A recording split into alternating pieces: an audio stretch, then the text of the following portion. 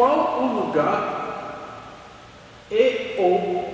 gostei do aqui, papel da lei de Moisés para os gentios cristãos? Por favor, comente com base na pergunta acima, Atos 15. Toma-te. Atos 15 é lá a questão dos gentios. Quando a igreja começa a se expandir para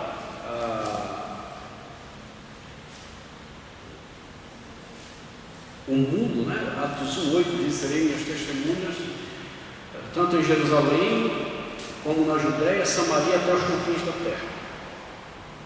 E aí é interessante que até o capítulo 8 a igreja está em Jerusalém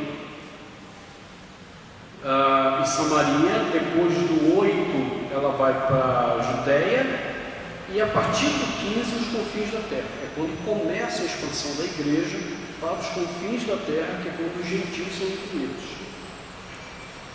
E aí, em Atos 15, tem uma discussão sobre esses gentios, se eles deveriam observar a lei ou não deveriam observar a lei.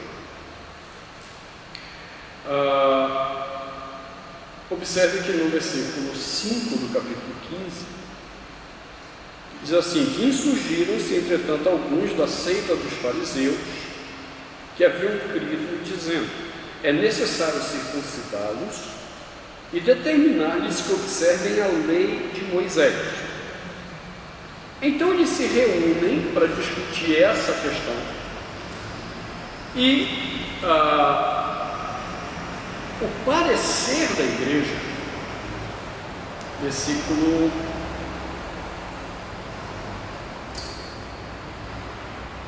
14 em diante, diz assim: pelo que julgo eu, não devemos perturbar aqueles que dentre os gentios se convertem a Deus, mas escrever-lhes que se abstenham das contaminações dos ídolos, bem como das relações sexuais ilícitas, da carne de animais sufocados e do sangue. Porque Moisés tem em cada cidade, desde tempos antigos, os que pregam nas sinagogas, onde é lido todos os sábados. Aqui a igreja começou a discutir esse papel. O que então, a partir de Atos, fica determinado? Existem leis que devem ser cumpridas. Nós não estamos isentos da lei. Observe que a lei das relações sexuais ilícitas, dos ídolos, carne de animais sufocados e sangue, está tudo no livro de Levítico, no livro de santidade. Eles não estão isentos da lei. Eles têm que observar.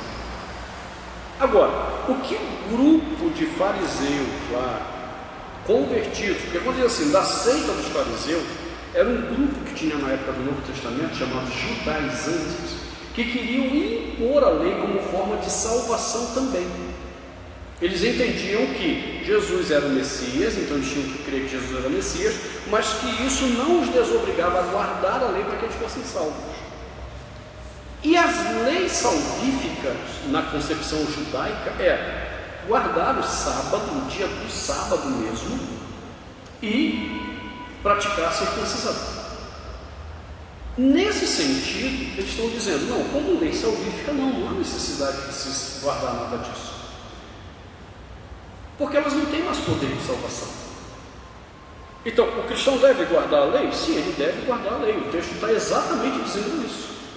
Porém, aquilo que nós chamamos de lei moral. As leis morais, que no caso, tanto os ídolos, quanto as relações sexuais ilícitas, quanto a questão dos animais lá, da carne sufocada ou com sangue, todas elas eram leis morais. Todas elas. O que o pessoal às vezes acha que é uma lei civil ou cerimonial é a menção lá da lei que menciona aqui, dos animais sufocados e do sangue. Ninguém tem dúvida que relação sexual ilícita é da lei moral, contaminação dos ídolos é da lei moral, ou a dúvida é os animais sufocados e do sangue, é lei moral, não é lei cerimonial. Porque essa lei em Levítico dos animais sufocados e do sangue era uma lei que tratava da preservação da criação de Deus. Você não poderia tratar com tortura os animais criados por Deus. Então isso era a lei moral. O que foi estabelecido pela igreja é a lei moral, todo cristão continua sujeito a ela. Agora, enquanto cerimonial, aí não. Cerimonial não. Aí vem uma outra discussão, que é o problema dos sábados. Observe que Deus instituiu o 7º dia do descanso. O 7º dia do descanso é lei moral. Só que os judeus tinham criado, por causa de algumas leis do Antigo Testamento, a guarda de alguns sábados especiais que eram cerimoniais. É isso que muita gente não entende.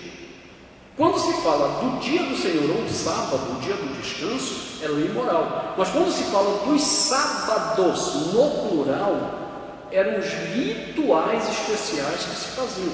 Esses daí já não são observados mais, porque Cristo os cumpriu em todo o seu significado. Então, quando a gente separa isso de uma forma muito clara, a gente vai dizer: a lei de Deus continua válida, a lei cerimonial foi totalmente cumprida, mas a lei moral permanece de pé. E aí, na lei moral, ela não são apenas os 10 mandamentos. Que é, então, outra confusão que o pessoal faz. Eles acham que os 10 mandamentos são todas as leis morais. Não. Tanto é que a lei da relação sexual ilícita não está nos 10 mandamentos. E é lei moral. Nós continuamos zelando por essa lei. A mesma coisa a questão do sábado. É lei moral enquanto um dia de descanso. Mas enquanto as festas sabáticas, não, essas foram abolidas. Os reformadores nos ajudaram fazendo uma distinção interessante entre a lei moral, a lei civil e a lei cerimonial. A lei moral permanece intocável em qualquer tempo e geração. A lei civil deve nortear a nossa relação com o mundo que a gente vive. Quando as leis da minha cultura ofenderem as leis civis da parte de Deus, então eu tenho direito e dever de ser insubmisso às leis do meu país. As leis civis não têm isso. E as leis cerimoniais, já que elas foram abolidas, servem para quê? Para nortear a nossa maneira de adorar a Deus.